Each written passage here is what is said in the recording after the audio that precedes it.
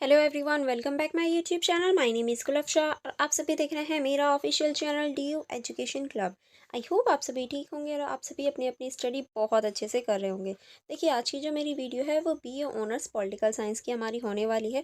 ये हमारे second semester की वीडियोस अभी चल रही हैं और सेकेंड सेमेस्टर में आपके पास जो लोक प्रशासन पर दृष्टिकोण सब्जेक्ट है, उस सब्जेक्ट के हम जो चैप्टर्स हैं वो कवर कर रहे हैं। देखिए, ये सब्जेक्ट जो है वो मोस्ट इंपॉर्टेंट है और उससे भी ज़्यादा इंपॉर्टेंट है इसके चैप्टर्स। तो हम उन चैप्टर्स को बारी बारी से कवर कर रहे हैं। तो अगर आपने प्रीवियस वीडियोस नहीं देखी हैं तो आप उन्हें चेकआउट कर लीजिए। लिंक आपको डिस्क्रिप्शन बॉक्स में मिल जाएगा पूरी ही प्लेलिस्ट का, क्योंकि हमारी सेकंड यूनिट चल रही है और सेकंड यूनिट का भी जो हमारा चैप्टर है वो चैप्टर नंबर 3 चल रहा है। ठीक है, चैप्टर नंबर 3 का भी पार्ट 1 मैं ऑलरेडी प्रोवाइड करवा चुकी हूँ। आज हमारा पार्ट 2 होने वाला है। तो अगर आपने पार्ट 1 एंड प्रीवियस वीडियोस नहीं देखी हैं तो आप जल्दी से उन्हें चेकआउट कर लीजिए, ताकि आपको आगे वाले जो चैप्टर्स हैं वो भी अच्छे से समझ में आ जाएँ और आप अपने एग्ज़ाम में अच्छे नंबर गेन कर पाएँ। चलिए फिर हम लोग पार्ट 2 की स्टार्टिंग करते हैं, ठीक है? जैसे कि आप सभी देख सकते हैं, जो हमारा चैप्टर नंबर 3 है उसका नाम है मानव संबंधित सिद्धांत, एल्टन म्यू। यानी हम इस चैप्टर में जो मानव संबंधित सिद्धांत है इसके ऊपर चर्चा कर रहे थे, और जो एल्टन म्यू है इनके द्वारा कौन कौन से मानव संबंधित सिद्धांत दिए गए हैं और इन्होंने और भी कौन कौन से सिद्धांत दिए हैं। तो इसके बारे में हमने बहुत सारी चीज़ें डिस्कस कर ली थी पार्ट 1 में। अब उसी से आगे हम कंटिन्यू करेंगे पार्ट 2 में, ठीक है? तो हमारा नेक्स्ट टॉपिक होने वाला था हॉर्तन प्रयोग की प्रमुख खोजें। यानी जो हॉर्तन प्रयोग हुआ था इसकी क्या क्या प्रमुख खोजें थी। तो इसके अंतर्गत आप लिखेंगे हॉर्तन प्रयोग और बाद में अध्ययनों ने श्रमिकों की संतुष्टि और संगठनात्मक उत्पादन के प्रमुख निर्धारकों के रूप में अनौपचारिक संगठन और सामाजिक मनोवैज्ञानिक कारकों के काम को उजागर करने में काफ़ी महत्वपूर्ण रहे हैं। यानी देखिए, ये जो है हॉर्तन प्रयोग और उसके बाद में जो श्रमिकों की संतुष्टि या फिर श्रमिकों के जो संगठन है उनके ऊपर जो सामाजिक मनोवैज्ञानिक कारक हुए हैं उनकी वजह से क्या हुआ है, या उनके ऊपर जो अध्ययन हुए हैं उनकी वजह से हम उनकी स्थिति को समझने में बहुत ज़्यादा महत्वपूर्ण ये लोग भूमिका निभाते हैं, या ये कहूँ ये सब्जेक्ट जो है वो महत्वपूर्ण भूमिका निभाते हैं। इस अध्ययन से संगठन के मानवीय कारक के महत्व और प्रबंधन एवं श्रमिकों के बीच एक अच्छे संचार प्रणाली की आवश्यकता को समझने में सफल रहे। यानी देखिए, इस मानवीय जो संगठन है या फिर ये जो संगठन है ये जो है ये श्रमिकों के अच्छे और जो श्रमिक हैं उनके बीच जो संचार प्रणाली है उसको समझने में मदद करता है। मियो और उसके सहयोगियों के प्रयोगों को निजी संक्षिप्त में समझाया जा सकता है। अब देखिए, मियो और जो उनके सहयोगी हैं उन्होंने बहुत सारी चीज़ें की हैं। अब उसे नीचे संक्षिप्त में समझाया गया है। किस तरह से? पहला आप लिखेंगे उत्पादन में सामाजिक कारक। किस तरह से जो उत्पादन होता है उसमें सामाजिक कारक होते हैं। संगठन के स्तर का निर्धारण आधिकारिक मानकों द्वारा नहीं बल्कि सामाजिक मानकों द्वारा होता है। यानी जो संगठन होता है उसका जो निर्धारण है कि कैसा संगठन होगा, वो कभी भी मानकीय द्वारा नहीं बल्कि वो जो होता है वो सामाजिक मानकों द्वारा होता है। श्रमिक मात्र मशीन नहीं होते, ये सामाजिक विशेषता वाले मानक होते हैं। यानी कभी भी हमें श्रमिकों को सिर्फ मशीन की तरह नहीं ट्रीट करना चाहिए, ना ही मशीन की तरह समझना चाहिए, क्योंकि वो जो है वो श्रमिक जो होता है वो हमेशा ही समाज में एक विशेष भूमिका निभा रहे होते हैं, एक विशेष मानव की भूमिका निभाते हुए हमें दिखाई देते हैं। ठीक है, नेक्स्ट अब हम देखेंगे समूह प्रभाव। इसके अंतर्गत आप लिखेंगे संगठनात्मक व्यवस्था में श्रमिक केवल व्यक्ति की तरह व्यवहार न करके समूह के सदस्यों के रूप में व्यवहार करता है। क्योंकि देखिए, जब भी कोई संगठन में श्रमिक होता है वो सिर्फ एक व्यक्ति की तरह व्यवहार नहीं करता बल्कि एक समूह के सदस्य के रूप में व्यवहार करता है। इसीलिए ये बहुत ज़्यादा इम्पोर्टेंट हो जाता है। ठीक है, नेक्स्ट आप इसी के अंदर लिखेंगे समूह कार्यकारी प्रतिशोध सुरक्षा भी उपलब्ध कराता है। यानी जो समूह होता है वो कार्यकारी जो प्रतिरोध होता है उससे सुरक्षा प्रदान करने का कार्य करता है। इस तरह अनौपचारिक समूह के कार्य करने की कार्यकारी शक्तियों को कुछ हद तक सीमित किया जा सकता है। यानी यही तरीके हैं जो अनौपचारिक समूह होते हैं उनकी जो कार्यकारी शक्ति होती है उसे कुछ हद तक सीमित करने की। ठीक है, नेक्स्ट जो पॉइंट है, पॉइंट नंबर 3, उसमें आप लिखेंगे इनाम और अनुमोदन। किस तरह से इनाम और अनुमोदन को हम देख सकते हैं? इसके अंतर्गत आप लिखेंगे उत्पादन बढ़ाने के लिए आर्थिक इनाम के बजाय सामाजिक इनाम और आर्थिक प्रतिलोभन के बजाय सामूहिक अनुमोदन का ज़्यादा प्रभाव होता है। अगर एग्जाम्पल के रूप में मैं आपको ये चीज़ समझाऊं तो जैसे कि ए व्यक्ति है, ठीक है, यहाँ बी व्यक्ति है। तो उन्होंने बहुत अच्छा काम किया, ठीक है। तो मैंने इसे 5 रुपये दे दिए, अपने कैबिन में बुलाया एंड मैंने इन्हें 5 रुपये दे दिए, ओके। इन्हें मैंने सभी के सामने यानी पूरे समूह के सामने बुलाया और इनके लिए सिर्फ क्लैपिंग करवा दी। अब देखो आगे फ्यूचर में जो बेस्ट काम करेगा ना, उसकी पॉसिबिलिटी है कि बी बेस्ट करे, क्योंकि ए की जो खुशी है वो कुछ टाइम तक है कि हाँ उसे 5 रुपये मिले, बट बी को लगेगा कि उसकी जो इज्जत थी वो और ज़्यादा बढ़ गई, इसीलिए बी और ज़्यादा अच्छा कार्य करेगा। तो उसकी जो आर्थिक इनाम है उसके बजाय या उससे बेहतर होता है सामूहिक अनुमोदन कर देना, ठीक है। अब हम आगे चलेंगे, नेक्स्ट अब हम देखेंगे पर्यवेक्षण। पर्यवेक्षण किस तरह से? पर्यवेक्षण में आप लिखेंगे संगठन के लक्ष्य श्रमिकों द्वारा तभी स्वीकार किए जाते हैं यदि उन्हें यह विचार विमर्श में शामिल किया जाए और उनके औपचारिक नेताओं से सलाह ली जाए। यानी देखिए संगठन में जो भी नियम बनेंगे, श्रमिक तभी उसको मानते हैं, या तो उनके विचार उसमें सुने जाएं या फिर उनका जो लीडर है उनके विचार सुने जाएं, उनको शामिल किया जाए। इसके लिए प्रबंधन की ओर से निर्णय निर्माण में श्रमिकों की भागीदारी सुनिश्चित करने के लिए प्रभावी संचार और इच्छा की आवश्यकता होती है। यानी जो भी निर्णय ले रहा है या जो भी प्रबंधक है उसके लिए बहुत ज़्यादा इम्पोर्टेंट है वो कि वो जो श्रमिक है उनकी जो भागीदारी है उसको सुनिश्चित करे, उनके जो विचार है इच्छा है उसको सुने, ताकि जो श्रमिक हैं वो अपनापन महसूस कर पाएँ और अच्छे से कार्य कर पाएँ, ठीक है। नेक्स्ट अब हम देखेंगे संचार। इसके अंतर्गत आप लिखेंगे संगठन के विकास और बेहतर कार्य की परिस्थितियों के विकास के लिए संचार महत्वपूर्ण है, क्योंकि अगर संचार ही नहीं होगा, बातचीत ही नहीं होगी, क्या जो श्रमिक है वो मेरी बात को या फिर जो मालिक है उसकी बात को समझ पाएंगे? नहीं समझ पाएंगे। इसीलिए एक बेहतर संचार होना आवश्यक है। श्रमिकों को किसी विशेष निर्णय और कार्यवाही की तर्क संगत के बारे में अच्छे से जानकारी देना चाहिए। यानी अगर कोई भी विषय या फिर कोई भी कार्य आप करवा रहे हैं तो श्रमिक को जो है या ये कहें जो काम करने वाला है उसे उसके बारे में एक अच्छी जानकारी दें, उसे बिल्कुल डिटेल में बताएं कि उसे क्या करना है और किस तरह से करना है, ताकि जो गलती की पॉसिबिलिटी होती है वो ख़त्म हो जाए, ठीक है। नेक्स्ट अब हम देखेंगे मानवीय संबंधित सिद्धांत के चेस्टर आई बर्नार्ड का योगदान। यानी जो मानवीय संबंधित सिद्धांत है उसमें इनका क्या योगदान है। इसके अंतर्गत हम देखेंगे संगठन के मानवीय संबंधित सिद्धांत के दूसरे महत्वपूर्ण सिद्धांतकार चेस्टर आई बर्नार्ड हैं। इन्होंने अपनी कृति फंक्शन ऑफ एग्जीक्यूटिव 1938 में इसका लेख किया।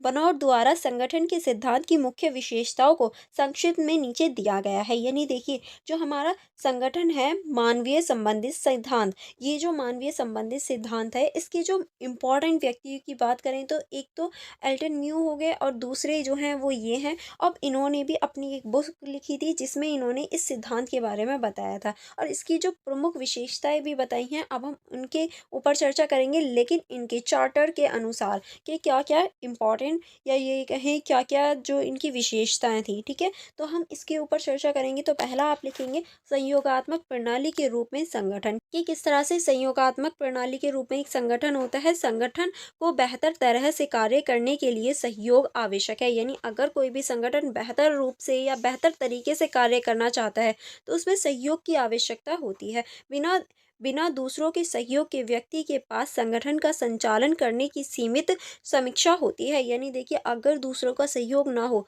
तो व्यक्ति जो है वो किसी भी संगठन को सुचारू रूप से या फिर पूरी तरीके से अच्छी तरीके से नहीं चला सकता। उसकी जो सीमाएं होती हैं वो बंध जाती हैं, या ये कहें एक तरह से सीमाएं लग जाती हैं उसके ऊपर, ठीक है। नेक्स्ट अब हम देखेंगे औपचारिक और अनौपचारिक संगठन। किस तरह से जो औपचारिक और अनौपचारिक संगठन होता है, बॉर्डन का मानना है कि संगठन को बेहतर तरह से कार्य में औपचारिक और अनौपचारिक संचार एक दूसरे से पूरक होते हैं। यानी देखिए जो वार्डन है इनका मानना है कि जो संगठन है उसे बेहतर तरीके से कार्य करने में जो औपचारिक और अनौपचारिक जो संचार होता है वो एक दूसरे के पूरक होते हैं। इसमें इसमें या तो हम औपचारिक का यूज़ कर सकते हैं या अनौपचारिक का यूज़ कर सकते हैं, ठीक है। नेक्स्ट अब हम देखेंगे प्राधिकार का सहमति सिद्धांत। किस तरह से जो प्राधिकार है उसका सहमति सिद्धांत दिया। वार्नर के अनुसार सहमति और स्वीकृत प्राधिकार का आधार होता है। यानी इनके अनुसार जो सहमति और स्वीकृत है वो इसी का आधार होता है। इसके अधीनस्थता की भागीदारी की इच्छा के द्वारा प्राधिकार की प्रभावशालीता निर्धारित होती है। यानी इन्हीं की जो इच्छा होती है उसी ही जो प्राधिकार है या फिर ये कहें प्राधिकार की जो प्राधिकार की जो सीमा होती है वो निर्धारित हो जाती है। और देखिए इन्होंने 4 आवश्यक पूर्ण जो शर्तें होती हैं प्राधिकार की उनकी पहचान की, जिसमें कि जो है हमारा पहला है हमारा बोधगम्यता, दूसरा है संगठन के उद्देश्य के प्रति समरूपता, और तीसरा है हमारा व्यक्ति हित के साथ सुसंगतता, और चौथा है हमारा प्राधिकार को स्वीकार करने के पीछे भौतिक और मानवीय क्षमता। ठीक है, ये सारे हम इसके अंतर्गत लिख सकते हैं। ठीक है, नेक्स्ट अब हम देखेंगे प्रलोभ योगदान संतुलन किस तरह से बर्नार्ड ने संगठन में श्रमिक के संदर्भ में योगदान और संतुष्टि स्तर जिसकी समान्वय गणना प्रलोभन के संदर्भ में की जाती है के बीच संतुलन लाने का प्रयास किया, ताकि सभी चीजों में संतुलन हो सके। ठीक है, नेक्स्ट अब हम देखेंगे नैतिक जिम्मेदारी। कार्यकारी की नैतिक जिम्मेदारी संगठन की बुनियादी होती है, यानी जो कार्य कर रहा है उसकी जो जिम्मेदारी है वही संगठन की जो बुनियाद है वो होती है। ठीक है, नेक्स्ट अब हम देखेंगे संचार। किसी सहयोग प्रणाली की सफलता एक अच्छे संचार तंत्र पर निर्भर करती है, क्योंकि अगर अच्छा संचार नहीं होगा तो उसका ना तो सफल हो पाएगा वो पूरा ही संगठन, ना ही उसका विकास होगा। ठीक है, इसीलिए संचार जो है वो बहुत ज़्यादा इम्पोर्टेंट हो जाता है। अब हम देखेंगे मानव संबंधित सिद्धांत के निष्कर्ष, यानी हम मानव संबंधित सिद्धांत के निष्कर्ष में क्या लिख सकते हैं। तो पहला हम लिखेंगे दूसरे शास्त्रीय सिद्धांत के विपरीत मानव संबंधित सिद्धांत को पूर्णतः सामाजिक परिप्रेक्ष्य में देखते हैं, जो कि संगठन के कार्य में मानवीय तत्वों पर जोर देता है। यानी अगर हम दूसरे सिद्धांतों की बात करें तो ये पूर्णतः जो सामाजिक परिप्रेक्ष्य है उसको देखता है और संगठन के कार्यों में मानवीय तत्वों पर जोर देने का कार्य करता है। अगर हम दूसरा बात करें तो दूसरे पॉइंट में आप लिखेंगे मानवीय संबंधित सिद्धांत का मानना है कि प्रत्येक श्रमिक अपने साथ अपनी सांस्कृतिक अभिवृत्ति, विकास और जीवन जीने की पद्धति लेकर चलता है। यानी हर व्यक्ति की अपनी जीवन शैली, अपनी संस्कृति, अपनी अभिव्यक्ति, सारी चीज़ें अपनी होती हैं और वो उन्हीं को लेकर साथ में चलता है। संगठन को इस सामाजिक सांस्कृतिक कारक को ध्यान में रखना चाहिए, यानी जो संगठन है उसे सामाजिक और सांस्कृतिक जो कार्य हैं या ये कहें जो कारक हैं उन्हें ध्यान में रखकर कोई भी नीति बनानी चाहिए। क्योंकि ऐसा नहीं है एक संगठन में एक ही जैसे लोग हों, नहीं, उनकी बोलचाल, उनकी संस्कृति, उनकी अभिव्यक्ति अलग-अलग हो सकती है, तो संगठन को हमेशा ये चीज़ ध्यान में रखनी चाहिए। ठीक है, तीसरा आप लिखेंगे यह सिद्धांत उत्पादन और प्रेरणा पर अनौपचारिक समूह के प्रभाव की पहचान करता है। यानी ये जो है, ये जो सिद्धांत है ये उत्पादन और प्रेरणा पर जो अनौपचारिक समूह का प्रभाव होता है उसे पहचानने में भी मदद करता है। ठीक है, नेक्स्ट चलेंगे। नेक्स्ट अब हम देखेंगे चौथे में आप लिखेंगे यह सिद्धांत श्रमिकों में अपनेपन की भावना और संगठन में सामाजिक एकजुटता की आवश्यकता पर बल देता है। यानी ये जो है ये संगठन में जो एकजुटता है या फिर ये कहें जो अपनापन की भावना होती है उसको विकसित करने में मदद करता है। पांचवे में आप लिखेंगे मानवीय संबंधित सिद्धांत प्रबंधक के नए रूप की खोज करता है, जैसे सहभागी प्रबंधन, जो कि श्रमिकों और प्रबंधकों के बीच की दूरी को कम करता है। यानी देखिए जो श्रमिक होते हैं और जो प्रबंधक होते हैं यानी जो मालिक होते हैं उनकी बीच की दूरी को भी कम करने का प्रयास करता है, ताकि दोनों के बीच में जो कनेक्टिविटी है वो बन पाए और दोनों में एक तरह से जो संवाद है वो अच्छी तरीके से हो पाए। ठीक है, नेक्स्ट अब हम देखेंगे मानव संबंधित सिद्धांत बनाम शास्त्रीय सिद्धांत। यानी अब हम मानव संबंधित सिद्धांत और शास्त्रीय सिद्धांत दोनों सिद्धांतों की एक तरह से तुलना करेंगे कि किस तरह से हम इन दोनों को देख सकते हैं। देखिए ये जो है ये पूरा क्वेश्चन बन सकता है मानव संबंधित सिद्धांत और शास्त्रीय सिद्धांत, तो ये आपको अच्छे से पढ़ना है। ठीक है, चलिए इसकी स्टार्टिंग करेंगे। इसमें आप लिखेंगे अन्य शास्त्रीय सिद्धांत की तरह मानव संबंधित सिद्धांत की बेहतर उत्पादन में प्रबंधन की आवश्यकता को स्वीकार करता है। यानी जो अन्य सिद्धांत हैं उसी की तरह जो मानवीय संबंधित सिद्धांत है या ये कहें जो शास्त्रीय सिद्धांत की तरह ही जो मानवीय संबंधित सिद्धांत है वो भी जो उत्पादन के प्रबंधक होते हैं उसमें बेहतर और अच्छी तरीके से आवश्यक जो चीज़ें हैं उन्हें स्वीकार करने के लिए ये भी कहता है।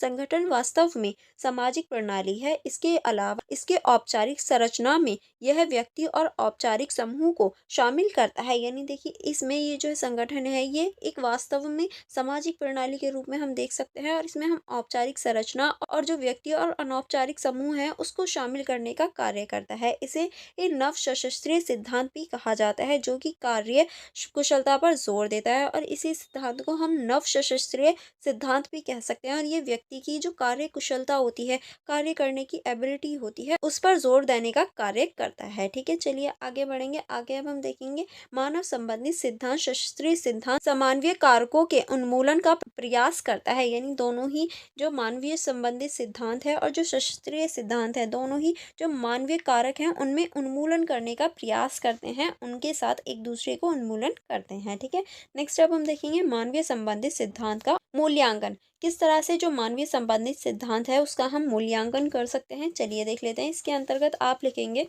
श्रमिकों को महत्व और उनके सामाजिक सांस्कृतिक परिवेश को स्वीकार कर जानव संबंधित सिद्धांत संगठनात्मक सिद्धांत में एक नया परिप्रेक्ष्य लाता है। यानी देखिए जो भी श्रमिक होते हैं उनकी सामाजिक और सांस्कृतिक जो परिप्रेक्ष्य है या ये कहें जो परिवेश है उसको समझने का प्रयास करता है और एक तरह से बॉन्ड बनाने का प्रयास करता है। अब देखिए इसकी कुछ आलोचना भी की गई मानवीय संबंधित सिद्धांत की। अब वो आलोचना कौन कौन सी है, तो आलोचना की बात करेंगे तो आलोचना में आप लिखेंगे आलोचक हॉर्टन प्रयोग की शोध पद्धति की कमियों को बताते हैं। वह तर्क देते हैं कि हॉर्टन संयंत्र में सैंपल का आकार अपर्याप्त था, यह पूरे संगठन के साथ व्यवहार नहीं करता था, इसी वजह से इसकी आलोचना की जाती है। यह सिद्धांत पुराने दृष्टिकोण का ही समर्थन करता था। यानी ये जो सिद्धांत है ये सिर्फ पुराने ही दृष्टिकोण और पुरानी जो रीति रिवाज होते हैं उन्हीं का समर्थन करता था। कैरी के अनुसार इस सिद्धांत में वैज्ञानिक आधार की कमी थी। यानी एक और आलोचक हैं जिनका नाम कैरी है, वो कहते हैं कि जो ये सिद्धांत है इसमें जो वैज्ञानिक आधार होता है या वैज्ञानिक चीज़ें होती हैं उनकी बहुत ज़्यादा कमी देखने को मिलती है। ठीक है, नेक्स्ट जो आलोचक हैं वो हैं हमारे पीटर एफ ड्रकर, भी इस सिद्धांत की आलोचना करते हैं। इनके अनुसार यह आर्थिक आयामों से नहीं जुड़ा हुआ है। हार्वर्ड समूह ने कार्य की प्रकृति को नज़रअंदाज किया है। यानी देखिए इनका मानना है ये जो है ये आर्थिक आयाम से जुड़ा हुआ नहीं है, और देखिए ये जो समूह है ये प्रकृति की जो चीज़ें हैं उनको नज़रअंदाज करने का कार्य करता है। ये इसकी आलोचना के अंतर्गत कहा गया है। ठीक है, नेक्स्ट आप इसमें लिखेंगे संगठन में संघों की भूमिका की कम समझ के कारण भी इस सिद्धांत की आलोचना की जाती है। यानी संगठन में जो कोई भी टॉपिक है या फिर ये कहें कोई भी चीज़ है उसकी समझ जो है वो कम होती है, जिसकी वजह से भी इसकी आलोचना की जाती है। मेयो और उसकी टीम संघ प्रतिनिधियों के लिए ये मानवीय संबंधित उन्मूलन पर्यवेक्षकों को विकल्प के रूप में लेती है। ठीक है, लॉरेन बैटिक जैसे विद्वान और अन्य इस सिद्धांत को संगठन विरोधी और प्रबंधन समर्थक कहते हुए आलोचना करते हैं। यानी देखिए इसकी आलोचना कई व्यक्तियों द्वारा की गई है, जिसमें से एक ये भी है जो कि इसको संगठन विरोधी या फिर प्रबंधन समर्थक बोलकर इसकी आलोचना करती हुई दिखाई देते हैं। कुछ मार्क्सवादी आलोचक हार्तक शोधकर्ताओं को कायर समाजशास्त्री कहना पसंद करते और कुछ ऐसे मार्क्सवादी आलोचक हैं जो कि हार्टन शोधकर्ता को कायर समाजशास्त्री कहना पसंद करते हैं। ठीक है, उनकी आलोचना करते हुए। नेक्स्ट आप इसमें लिखेंगे शास्त्रीय सिद्धांत के मुख्य प्रेरणा लेने के कारण भी इस सिद्धांत की आलोचना की जाती है। यानी देखिए इसके अंतर्गत जो शास्त्रीय सिद्धांत है उसकी प्रेरणा ली जाती है, इसी वजह से इसकी आलोचना की है। यह ज्यादा समय तक कामगारों के भलाई और संतुष्टि को सुनिश्चित नहीं कर सकता और ये लंबे टाइम तक नहीं टिक सकता, ना ही लंबे टाइम तक जो कारीगर हैं इसको अपना सकते हैं, क्योंकि ये कहीं ना कहीं जाकर जो कारीगर होते हैं या श्रमिक होते हैं उनकी भलाई की जो संतुष्टि है उसको पूरा नहीं कर पाता। ठीक है, एंड यहाँ आपका पूरा चैप्टर फिनिश हो जाता है। उसके बाद में आपका निष्कर्ष स्टार्ट होता है। आप देख सकते हैं ये आपका निष्कर्ष है। अगर आप इसको रीड आउट करना तो आप इसको रीड आउट कर सकते हैं, अदरवाइज यहाँ आपका चैप्टर कंप्लीट हो जाता है। अगर आपको कोई कन्फ्यूजन हो या कोई प्रॉब्लम हो तो आप मुझसे कमेंट बॉक्स में पूछ सकते हैं। एंड यहाँ जैसे कि आप देख सकते हैं यहाँ ये आपका पूरा ही चैप्टर कंप्लीट हो गया है। And for more videos for more connectivity आप मेरा टेलीग्राम ग्रुप ज्वाइन कर सकते हैं, आप मेरी इंस्टाग्राम आईडी चेकआउट कर सकते हैं। लिंक आपको डिस्क्रिप्शन बॉक्स में भी मिल जाएगा, तो आप वहाँ से भी इन्हें चेकआउट करना मत भूलिएगा। And for more videos for more connectivity आप मेरे यूट्यूब चैनल को सब्सक्राइब करके बेल आइकन को प्रेस करके अपने फ्रेंड्स के साथ शेयर ज़रूर कीजिएगा, ताकि आपके फ्रेंड्स भी अच्छे से स्टडी कर पाएँ और अपने नंबर अच्छे से गेन कर पाएँ। चलिए फिर हम मिलेंगे नेक्स्ट चैप्टर के साथ नेक्स्ट वीडियो में। Thank you for watching everyone.